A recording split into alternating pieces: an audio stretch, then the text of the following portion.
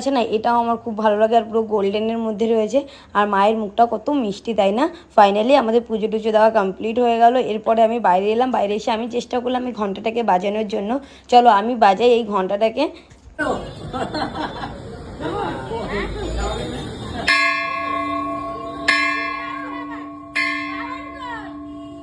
পুজো তো দেওয়া আমাদের হয়ে গেল। এবার মায়ের ধূপকাঠি আর মোমবাতিটা জ্বালাতে হবে। তো চলো আমি আর দাদা চলে গেলাম সেখানেই ধূপকাঠি মোমবাতি জ্বালাতে। আর আমরা ধূপকাঠি মোমবাতি জ্বালিয়ে দিয়ে দাদা বলছিল এটা এই যে পুজোটা হয়ে গেলে আমি বাড়ির দিকে যাবো। আমি বললাম আচ্ছা ঠিক আছে, সে যাওয়া যাবে এখানে। আর দেখো মন্দিরটা কত সুন্দর লাগছে বাইরের থেকে দেখতে। দাদাকে বলছিলাম যে চেয়ে নে, তুই যেটা চাইছিস মায়ের কাছে সেটা চেয়ে নে, অবশ্যই মা সেটা তোর পূরণ করবে। আর এখানে না এই মায়ের মন্দিরটা বাদেও সাইডে আরও একটা মন্দির রয়েছে, যেখানটাতে কিন্তু আমাদের মহাদেব, শ্রী রাধাকৃষ্ণ আর জগন্নাথ আছে।